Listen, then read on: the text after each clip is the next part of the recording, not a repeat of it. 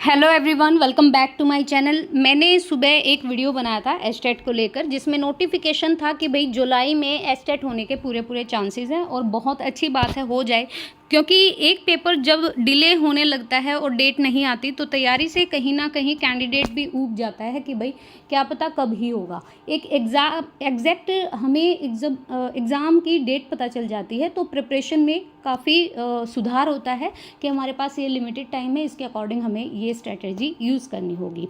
Estate अगर मैं बात करूँ अदर स्टेट के टेट की बजाय थोड़ा सा कॉम्पिटिटिव तौर पे मुश्किल है। मुश्किल तो क्या है कि भाई अगर आपने जेबीटी की है, अगर आपने पढ़ा है बीएड जेबीटी जो भी की है आपने, तो आपका आधा तो उसी में कवर हो जाता है। दूसरी अगर मैं बात करूँ as compared to CTET, CTET क्यों इजी रहता है, क्योंकि सीटेट का ना फिक्स सिलेबस होता है। वहाँ पर ये होता है कि भाई ये हमें पढ़ना है और ये हमें छोड़ना है। एस्टेट में हरियाणा में आप सभी को पता है एक हरियाणा जीके एडिशनल पार्ट रहता है हमारा, और जो कि एक बहुत अच्छी चीज़ है क्योंकि वहाँ से सब बच्चों का स्कोर हो ही जाता है। तो 20 नंबर में हमें कहीं ना कहीं 20 नंबर बहुत होते हैं, और ये क्योंकि ये एक क्वालिफाइंग एग्ज़ाम है तो हमें एक पैटर्न मिल जाता है। लेकिन और क्या पढ़े क्या नहीं, मैं आपको ना एक एक चीज़ बताऊंगी, थोड़ा आराम से समझना। आपको ये नहीं कि एक साइकोलॉजी की बुक उठाई और फिर आपने पढ़ना स्टार्ट कर दिया, उसमें आपका फ़िलॉसफी भी है, उसमें आपको सारे साइकोलॉजिस्ट को भी पढ़ना है, उनकी थ्योरी भी पढ़नी है, पेडागोजी भी पढ़नी है। पेडागोजी की अगर मैं बात करूँ तो एस्टेट में रेशो बहुत ही कम रहता है एज़ कम्पेयर टू सीटेट या फिर अदर टेट के। देखो यहाँ पर अगर आपने 2023 का पेपर देखा होगा तो एक तो आप लर्निंग वाला चैप्टर ज़रूर करके जाएगा। लर्निंग से क्वेश्चन आएगा ही आएगा, डेफिनेटली आएगा। एक इंटेलिजेंस से, एक पर्सनैलिटी से क्वेश्चन आएगा। सीटेट में कुछ पार्ट हटा दिए गए हैं, सीटेट में फिक्स्ड सिलेबस है कि ये आपको पढ़ना है, भाई इसी चैप्टर के थ्रू आपका कवर हो जाएगा। लेकिन एस्टेट में ऐसा नहीं है, तो आपको कैसे करना है, लर्निंग से क्वेश्चन आता ही आता है। अब यहाँ पे देखो ये क्वेश्चन, ये सीखने की जो है हमारी विधि है जिसे हम स्पेस्ड मेथड ऑफ लर्निंग कहते हैं। यहाँ से देखो पेडागोजी के जो क्वेश्चन होते हैं ना, वो आपका एग्ज़ाम में उस टाइप पे जो आपका माइंड काम करता है उसके अकॉर्डिंग टिक आउट होते हैं, और पेडागोजी के क्वेश्चंस का कोई ऑथेंटिफिकेशन भी नहीं होता कि यही ठीक माना जाएगा। जो आंसर की में फीड होता है उसी को माना जाता है। अब यहाँ पर क्रिएटिव चाइल्ड के बारे में आ गया। क्रिएटिव को लेकर आपको ज़्यादा पढ़ने की ज़रूरत है नहीं, क्रिएटिव का आपको पता है कि क्या होता है। और क्रिएटिव अगर बच्चा है तो आपको हमेशा पॉजिटिव ही ऑप्शन की तरफ ज़्यादा जोर देना है, एक नेगेटिव के बजाय, ठीक है। और एक चीज़ और पढ़िएगा कि नहीं वाला क्वेश्चन लिखा है तो उसको 2 बार ज़रूर रीड कीजिएगा। यहाँ पर देखो ये आपके ड्राइव पूछे गए हैं, ये आपका मोटिव पूछे गए हैं, तो मोटिवेशन वाली जो थ्योरी हैं उनको एक बार अच्छे से पढ़ लीजिएगा। मोटिवेशन हो गया, पर्सनैलिटी की थ्योरी होगी, इंटेलिजेंस की थ्योरी हो गई, जो आपके वो हैं हरमन रोशा ब्लॉक टेस्ट हो गए, और जो आपके भाई पर्सनैलिटी में काफ़ी सारे हमारे साइकोलॉजिस्ट आते हैं। फिर आपका वाइगोत्स्की हो गया, प्याजे हो गया, कॉलर हो गया, टॉलमैन हो गया। फिर जो ये है खेल विधि से क्वेश्चन आते हैं, तो उस चीज़ को ना ऊपर से ज़रूर पढ़ लीजिएगा, ज़्यादा डेप्थ में जाने की ज़रूरत है नहीं। अब देखो यहाँ पर देखो हरियाणा में ऐसा नहीं है कि भाई पैवलव नहीं पूछा है, क्योंकि सीटेट में नहीं पूछा जाता। तो यहाँ पे देखो पैवलव, थॉर्नडाइक, स्किनर, वॉटसन, बहुत इजी सी थ्योरी है, हार्डली 10 मिनट्स में आपकी कवर हो जाएंगी। एक बार बुक को गो थ्रू कर लीजिएगा, एक बार प्रीवियस ईयर पेपर को ज़रूर से भी ज़रूर देख लीजिएगा। तो साइकोलॉजी में इतना दुखी होने की ज़रूरत नहीं है। फिर यहाँ पर देखो teaching learning of hearing impaired student, ये आपके आएंगे ही आएंगे। जो आपके PWD वाले जो फिजिकल वीक डिजेबिलिटी या फिजिकल डिजेबिलिटी वाले जो क्वेश्चन है वो आएंगे ही आएंगे, और ईजिली आप कर भी सकते हैं, ऐसा कुछ नहीं है। तो यहाँ पे देखो मोटर ट्रेनिंग क्या होता है, फाइन ट्रेनिंग क्या होता है। एक तो आपका मोटर स्किल्स होते हैं, एक आपका फाइन स्किल्स होते हैं। मोटर स्किल्स होते हैं जो बच्चा शुरुआती दौर में करता है, और फाइन स्किल्स होते हैं कि आपने लिखना सीख लिया, बच्चे ने लिखना सीख लिया है, उस काम को एग्जैक्ट करना सीख लिया है, तो वो फाइन स्किल्स में आएगा। लाइक स्विमिंग हो गई, वो भी फाइन स्किल्स में आएगी। मोटर स्किल्स में ऊपर ऊपर का आता है। फिर मैं यहाँ पे एक क्वेश्चन इसीलिए दिखा रही हूँ ताकि आपको थोड़ा सा आइडिया लग पाए कि कहाँ से कैसे क्वेश्चन पूछे जाते हैं। एस्टेट में कोई सिलेबस नहीं है भैया, एस्टेट में आपको पढ़ना पड़ेगा, लेकिन फोकस्ड जो थ्योरीज़ हैं, फोकस जो टॉपिक्स हैं उनको बहुत अच्छे से कर लीजिएगा। अब यहाँ पे भी देखो ये क्वेश्चन तो वैसे आपका पेडागोजी का लगा लो, लेकिन इसमें आपके मेथड पूछे गए हैं कि भाई पूर्ण विधि है, अविराम विधि है या पार्ट मेथड है। एक बच्चा किसी पार्ट को ना अलग अलग पार्ट में बांट कर सीख रहा है तो ऑब्वियसली ये आपका पार्ट मेथड है, क्योंकि उसने वो एक होता है आपका सिंथेसिस करना, एक होता है आपका एनालिसिस करना। तो वो चीज़ जो मेथड है, टीचिंग के मेथड हैं, वो ज़रूर कर लीजिएगा।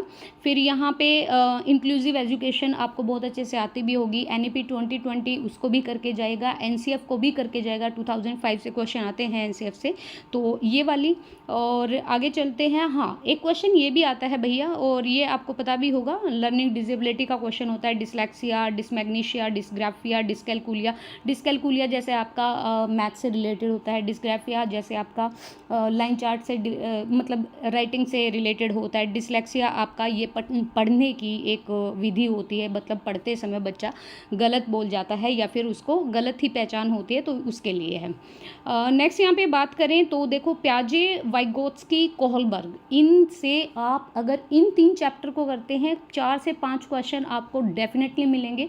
और लर्निंग से क्वेश्चन मिलेंगे, इंटेलिजेंस से क्वेश्चन मिलेंगे, बुद्धि वाली चीज़ से, और आपका क्रिएटिव स्किल्स से मिलेंगे, इंक्लूसिव एजुकेशन से मिलेंगे, RTE एक्ट से मिलेंगे, NCF 2005, NCF 2020, आपका NEP 2020, ये सारे मिलते हैं। जबकि सीटेट में हमारा ईजी हो जाता है एस्टेट की बजाय। तो यहाँ पे वही पूछा है भाई, जो ऑब्जेक्ट परमानेंस का जो मतलब ऑब्जेक्ट परमानेंस ये होता है, मैं अगर बात करूँ तो ऑब्जेक्ट परमानेंस ये होता है कि अगर आपने बच्चे के सामने से कोई चीज़ हटा ली है और ये बोल दिया है कि अब वो चीज़ नहीं है, उसका एग्जिस्टेंस नहीं है, तो ऑब्जेक्ट परमानेंस का जो ये कॉन्सेप्ट दिया था ना, वो पियाजे ने दिया था। ठीक है, जब छोटा बच्चा होता है तो उसे ऑब्जेक्ट परमानेंस का इतना नहीं होता, लेकिन धीरे धीरे जैसे उम्र बढ़ती है तो ऑब्जेक्ट परमानेंस आने लगती है। पियाजे, वाइगोत्स्की, और वाइगोत्स्की सोशल से रिलेटेड है। सोशल से रिलेटेड कोई ऑप्शन आएगा तो वाइगोत्स्की को आप टिक आउट कर सकते हैं आँख बंद करके। हमें प्रॉब्लम होती है थोड़ा सा, एक तो कोलबर्ग ने जो थ्योरी दी हैं और पियाजे ने जो थ्योरी दी हैं, क्योंकि दोनों की ना सेम थ्योरी भी हैं आपकी मॉरल डेवलपमेंट पे, तो उनको ज़रूर कर लीजिएगा। और नेक्स्ट है आपका, ये आपका है भैया मूल्यांकन, इवैल्यूएशन से क्वेश्चन है, तो ये ज़रूर कर लीजिएगा। जो हमारा फॉर्मेटिव इवैल्यूएशन होता है वो ज़्यादा अच्छा माना जाता है एज़ कम्पेयर टू समेटिव के। ठीक है, नेक्स्ट हमारा फिर मोटिवेशन से क्वेश्चन है कि भाई बाहर का अभिप्रेरक नहीं है, तो अप्रूवल, पावर, अचीवमेंट और रेस्ट जो है ये एक प्रकार से कोई भी अभिप्रेरक नहीं है।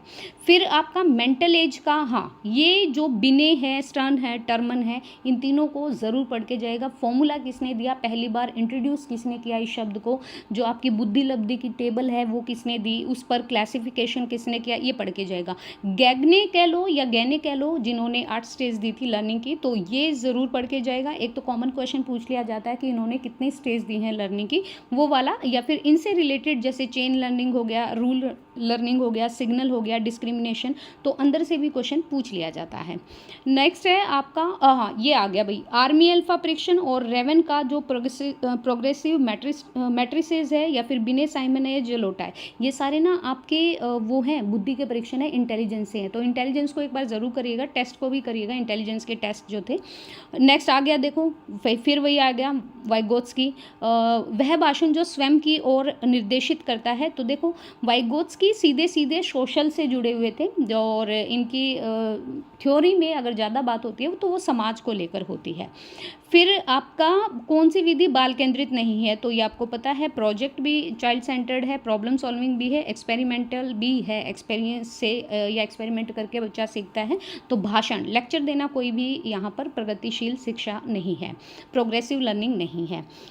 फिर आ गया है आपका हेरिडिटी आप ज़रूर पढ़ के जाइए, हेरिडिटी एंड इन्वायरमेंट, ये तो आपको पढ़ना ही पढ़ना पड़ेगा। फिर आपका देखो थॉर्नडाइक का आ गया, थॉर्नडाइक का भी काफ़ी अच्छा रहता है यहाँ पे। और नेक्स्ट अगर मैं बात करूँ तो यहाँ पर पूछ लिया है भाई टीचिंग के बारे में, जैसे एक्सेलरेशन है, रेमेडियल टीचिंग है, रीडिंग प्रैक्टिस है, स्पीच थेरेपी है, तो ये सारे आपके माइंड बेस्ड क्वेश्चन होते हैं। लेकिन जो आपको थ्योरी पढ़नी है वो मेन 10 से 12 थ्योरी तो आपको करनी पड़ेंगी, और आपको इंटेलिजेंस, मोटिवेशन, आपको पर्सनैलिटी, आपको लर्निंग, ये वाली जो मतलब चीज़ें हैं ये आपको अच्छे से एक बार पढ़ लीजिएगा। फिर यहाँ पे देखो इन्होंने पूछ लिया उत्तर बाल्यावस्था। उत्तर बाल्यावस्था मतलब जो आपकी लेटर चाइल्डहुड है, उसमें बच्चे की जो उपयुक्त सामाजिक व्यवहारिक विशेषता क्या नहीं होती। अब इसमें क्या नहीं होता, ईगोसेंट्रिज्म नहीं होता। बाकी एक सेकेंड, हाँ, क्योंकि ना वो लेटर में चला जाता है। लेटर चाइल्डहुड की अगर मैं बात करूँ तो 11 मतलब आप सभी को पता है अकॉर्डिंग टू साइकोलॉजिस्ट अलग अलग वेरी करती हैं ये। 11-12 साल का बच्चा ना फिर ईगोसेंट्रिज्म नहीं होता उसमें। नेक्स्ट है यहाँ पे, और एक मैं बात बता दूँ, यहाँ पे 2 वर्ड लिखे हैं, एक होती है सिंपैथी, एक होती है एम्पैथी। सिंपैथी जो होती है वो ऊपर ऊपर से आप दिखाते हो किसी के लिए, सहानुभूति जिसे कहते हैं, और एम्पैथी होती है जब आप रियल में उस चीज़ के लिए बहुत ही ज़्यादा दुखी हो, ये एम्पैथी होती है। तो दोनों वर्ड्स का अलग अलग मीनिंग होता है। और नेक्स्ट आपका ये, नेक्स्ट फिर से पैवलव का आ गया, तो पैवलव को भी एक बार कर लीजिएगा। फिर आपका जेडपीडी आ गया, ये क्वेश्चन फिक्स है, ये क्वेश्चन आएंगे ही आएंगे। वाइगोत्स्की से ये ज़्यादा कुछ नहीं पूछेगा, स्कैफोल्डिंग पूछ लेगा, जेडपीडी पूछ लेगा, सोशलिज्म पूछ लेगा, ये वाली चीज़ें। फिर आपका लर्निंग का आ गया, फिर आपका कोलबर्ग का आ गया, मोरल डेवलपमेंट। तो ये चीज़ें कर लीजिएगा भैया, यहाँ पे भी पूछ लिया मोरल डेवलपमेंट का। तो फिर है आपका डेवलपमेंट, और ये आप कर सकते हैं इजीली, बहुत बड़ी चीज़ नहीं है। फिर आपका टेबल से रिलेटेड आ गया, 90 to 100 अगर आपका आईक्यू है तो आप किस में आएंगे, एवरेज, बिलो एवरेज, अबव या सुपीरियर, तो ये आपको पता होना चाहिए। नेक्स्ट है आपका ये सोशलिज्म। इनमें इतना घुसने की ज़रूरत नहीं है, कहीं से भी क्वेश्चन आ सकता है, ऐसा कुछ नहीं, लेकिन आप बना लोगे बहुत इजीली। और फिर आपका डेवलपमेंट का आ गया। नेक्स्ट यहाँ पे बात करें तो हिंदी और इंग्लिश। हिंदी और इंग्लिश को ना अच्छे से करिएगा, क्योंकि बढ़िया लेवल पूछा जाता है, ऐसा नहीं है कि ऊपर ऊपर से हिंदी उठा ली और पूछ लिया। तो ये चीज़ें जैसे हमारी जो मेन टॉपिक हैं, सर्वनाम हो गया, हमारा क्रिया हो गया, कारक हो गया, प्रत्यय हो गए, उपसर्ग हो गए, इन चीज़ों को ज़रूर करके जाएगा। और देखो जो हमारे ये वर्णमाला जो है ना, उसको भी बहुत अच्छे से कर लीजिएगा, ठीक है। नेक्स्ट यहाँ पे बात करते हैं, आगे बढ़ते हैं, और ये है इंग्लिश। इंग्लिश हमारी इतनी पैडागोजी बेस्ड नहीं होती है। इंग्लिश की अगर मैं बात करूँ तो ये ग्रामेटिकल व्यूज़ से ज़्यादा पूछी जाती है as compared to CTET. CTET में हमारा पैडागोजी बेस्ड ज़्यादा रहता है, तो आपको इंग्लिश भी करनी पड़ेगी। ईवीएस है ना, ईवीएस को ना एक बार मतलब अच्छे से जो सबमिट हुई है, मतलब जो क्लाइमेट के ऊपर या फिर वेटलैंड्स के ऊपर या फिर जितने भी सम्मेलन हुए हैं, पृथ्वी सम्मेलन हो गया, फिर हमारा रियो डी जेनेरियो हो गया, वो वाली चीज़ भी करिएगा। तो ये इंग्लिश रहेगी, और नेगेटिव मार्किंग नहीं है, तो आराम से पेपर देना, इतना कोई वो नहीं है कि भाई भाग भाग के हमें पेपर देना है। देखो अब मैथ में भी अच्छा खासा पूछते हैं ये, ऐसा नहीं है कि, लेकिन अगर जिसको मैथ में ये है कि भाई मेरा मैथ नहीं हो पाता, तो उसको ना अपने लिए 2-3 चीज़ें तो सेफ रखनी चाहिए। हरियाणा जीके से आप बहुत ज़्यादा बेनिफिट ले सकते हैं अगर आपका मैथ में थोड़ा प्रॉब्लम चल रहा है तो। बाकी ये देखो एवरेज से क्वेश्चन आ रहा है, फिर इन्होंने यहीं पे रीजनिंग भी डाल दी है मैथ में ही, और यहाँ पे भी रीजनिंग है, और यहाँ पर देखो भैया ऑड वन पूछा है, तो इसको आप ओब्वियसली ये हमारा लॉजिकल रीजनिंग का पार्ट है, तो इसको भी करिएगा। और रीजनिंग आप कर लोगे, रीजनिंग भी कहीं ना कहीं स्कोर बढ़ा देती है मैथ को आपको कवर करने के लिए। तो रीजनिंग और हरियाणा जीके को बिल्कुल मत छोड़िएगा, रीजनिंग आप बहुत इजीली कर पाओगे। ये ब्लड रिलेशन का क्वेश्चन आ गया, फिर ये आपका मैथ का क्वेश्चन आ गया, लॉस प्रॉफिट लॉस का, फिर ये रीजनिंग का आ गया। तो रीजनिंग और मैथ कंबाइन ही करके चलिएगा, आप आराम से कर पाओगे, इतना कुछ वो नहीं है। और मैथ की अगर मैं बात करूँ तो सिंप्लीफिकेशन चैप्टर को बहुत अच्छे से करिएगा। फिर आपका प्रॉफिट लॉस और एक आपका सीपी एसपी होता है, इन क्वेश्चंस को कर लेगा। थोड़ा ज्योमेट्री में ज़रूर जाएगा। ज्योमेट्री से अगर मैं बात करूँ तो ट्रायंगल से बेस्ड क्वेश्चन पूछ सकते हैं, पॉलीगन से बेस्ड क्वेश्चन पूछ सकते हैं, तो वो वाले कर लीजिएगा। टाइम स्पीड डिस्टेंस का आता ही आता है, ये सीटेट में भी आता है। अब जैसे यहाँ पर देखो, यहाँ पर इन्होंने इक्विलैटरल ट्रायंगल के बारे में पूछ लिया है, समबाहु त्रिभुज के बारे में, तो वो भी आपको पता होना चाहिए, तो ये रखिएगा भैया। इसके अलावा देखो हम ये नहीं है कि हर चीज़ को हम छोड़ दें। फिर इन्होंने देखो यहाँ पे हरियाणा जीके मतलब हरियाणा जीके से रिलेटेड, तो हरियाणा जीके भी आप एक बार मतलब एक तो जो करंटली जो न्यूज़ है ना हरियाणा की, या ऐसा नहीं है कि इसमें करंट आएगा, नहीं करंट नहीं आएगा, करंट की न्यूज़ को लेकर उसी आदमी के बारे में आपको जीके में पूछ लेंगे, ठीक है, उसी चीज़ के बारे में। तो हरियाणा जीके आ गई, हरियाणा जीके आप कर लोगे, इतना भी कोई बड़ी चीज़ नहीं है। अगर 20 नंबर की हरियाणा जीके हैं तो यहाँ से 16-17 नंबर आराम से आ सकते हैं। ये फिर मैथ आ गया, मैथ में भाई अच्छा खासा पूछते हैं ये, ऐसा नहीं है, क्योंकि मेरे अकॉर्डिंग तो देखो यहाँ पे इन्होंने मेंसुरेशन से भी क्वेश्चन पूछ लिया है, तो करना तो पड़ेगा। और ये यहाँ पे पेडागोजी बेस्ड क्वेश्चन पूछ लिया है, तो 1-2 क्वेश्चन रहेंगे आपके पेडागोजी में हर सेक्शन में, ठीक है। तो यहाँ से कर लीजिए। उसके अलावा आगे बढ़ते हैं, तो आगे आपका रहता है EWS। अब EWS की मैं EWS कह रही हूँ, इन्वायरमेंट जो सेक्शन है EVS, ये मैथ ही है सारा। तो रीजनिंग में भी मैथ पूछ लेते हैं 1-2 क्वेश्चन में, और मैथ में तो पूछते ही हैं। यहाँ पर फिर से पेडागोजी बेस आ गया। तो ऐसे मत लग जाइएगा कि भाई एक बार मैं हिंदी की पेडागोजी कर रही हूँ, एक बार इंग्लिश की कर रही हूँ, एक बार मैथ की कर रही हूँ, नहीं करनी। आपका माइंडसेट जो वहाँ पे होगा उसी के अकॉर्डिंग आप ऑप्शंस लगाइएगा, लेकिन जो फैक्चुअल चीज़ें हैं उसको नकारिएगा मत। लेकिन पेडागोजी में ज़्यादा घुसने की ज़रूरत है नहीं आपको। देखो यहाँ पे भी तो अभी मैथ में देखो, मैथ में यहाँ से 3 से 4 क्वेश्चन इन्होंने पेडागोजी बेस्ड पूछ लें, जबकि हिंदी इंग्लिश में ऐसा नहीं था। नेक्स्ट है यहाँ पे EVS रह गया हमारा। हाँ, ये आ गया EVS में भी पेडागोजी बेस्ड क्वेश्चन पूछेंगे, बिल्कुल पूछेंगे। सीटेट में थोड़ा सा ये होता है कि NCERT बेस्ड ज़्यादा पूछ लेते हैं, और पेडागोजी तो आती है, लेकिन इसमें आपका पेडागोजी पूछा जाता है EVS में। तो EVS में थोड़ा सा यहाँ पे करके चलना, पेडागोजी को जो थोड़ा प्रायोरिटी देना। और नेक्स्ट ये चीज़ें आप आराम से कर लेंगे कि EVS के बारे में देखो यहाँ पे पेडागोजी बेस ही पूछा है कि भाई इसमें अगर आपको स्कैफोल्डिंग देनी है EVS में तो कैसे दोगे, ठीक है। तो स्कैफोल्डिंग के बारे में आपको पता होना चाहिए। ये वाइगोत्स्की का है, ZPD और स्कैफोल्डिंग।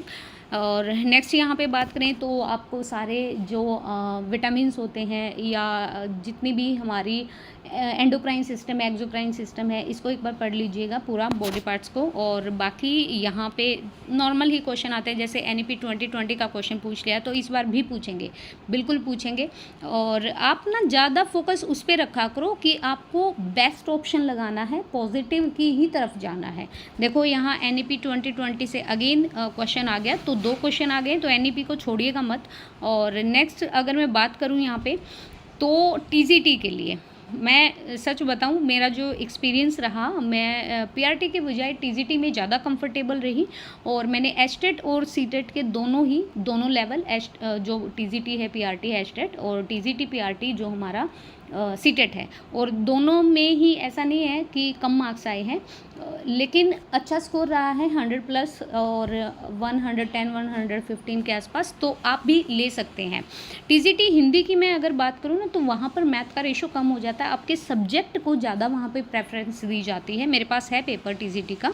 अब जैसे ये TGT का पेपर है भाई, TGT हिंदी का, तो देखो साइकोलॉजी आएगी ही आएगी। और ऐसा नहीं है कि भाई TGT है तो TGT में बहुत हायर साइकोलॉजी पूछी जाती, नहीं, वो PRT में भी आप पढ़ सकते हैं, वो TGT में भी आप पढ़ सकते हैं, सेम ही क्वेश्चन आते हैं। जैसे इंक्लूसिव एजुकेशन से पूछ लिया, यहाँ पर स्टर्नबर्ग का पूछ लिया, तो स्टर्नबर्ग की थ्योरी आपको होनी चाहिए। यहाँ पर फिर से हेरिडिटी का क्वेश्चन आ गया, सोशलिज्म का क्वेश्चन आ गया, सोशल लर्निंग का, और यहाँ पे देखो आपका ये आ गया, लर्निंग वाला चैप्टर आ गया। तो ये चीज़ कॉमन है, ये सबको ही पढ़नी पड़ेंगी, चाहे आप TGT दे रहे हो, चाहे आप PRT दे रहे हो या PGT दे रहे हो, ठीक है। ऐसा नहीं है कि TGT में बहुत हायर लेवल का पूछा जाता है, नहीं।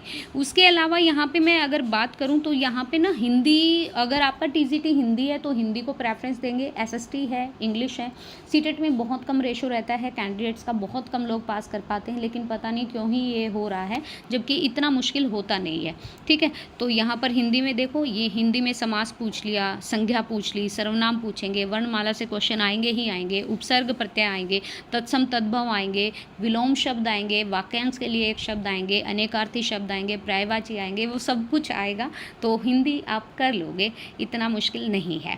इसमें आपका फिर इंग्लिश है, और फिर आपका मैथ, यहाँ पे मैथ दे रखा है, लेकिन CTET में बहुत ईजी रहता है, CTET में नहीं पूछा जाता है मैथ, अगर आप TGT के लिए दे रहे हो। लेकिन ये HTET है तो भाई ये तो पूछेंगे, तो वो भी है। और ऐसा नहीं है कि TGT हम नहीं कर पाएंगे, बिल्कुल कर पाएंगे। देखो रीजनिंग में भी आप स्कोर कर सकते हैं, हरियाणा GK में भी कर सकते हैं, मैथ भी हो जाता है, इतना वो नहीं है कि एक भी क्वेश्चन हम नहीं बना पा रहे हैं। तो यहाँ पे देखो UPSC के चेयरमैन जो कालांतर में हरियाणा के राज्यपाल बने। क्वेश्चन इन्होंने वो नहीं है कि भाई क्या कहते हैं करंट से पूछा है, लेकिन करंट से रिलेटेड ये उन चीज़ों को ना पूछ लेते हैं, मतलब उसी मेंबर के बारे में, उस पर्सनैलिटी के बारे में या उस जगह के बारे में।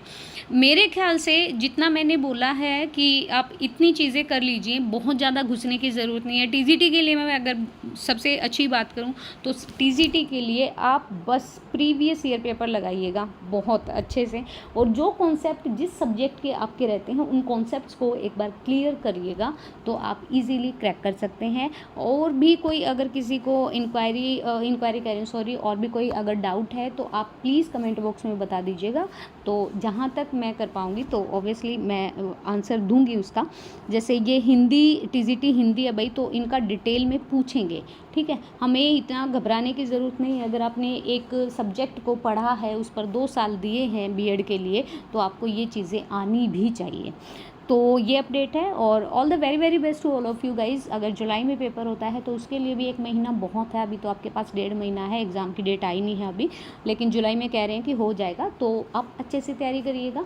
और जो हमारा साइकोलॉजी है, पीआरटी के लिए मैं बोल रही हूँ, साइकोलॉजी ईवीएस और हरियाणा जीके तो होती रहती है पैरेलल। अगर आप एस्टेट दे रहे हो, हरियाणा के निवासी हो, तो हरियाणा जीके कोई ज़्यादा बड़ी तोप नहीं है, हरियाणा जीके को इजीली कर पाओगे आप। So thank you so much video देखने के लिए। और भी कोई क्यूरी हो और भी कोई डाउट हो तो आप प्लीज़ बता दीजिएगा।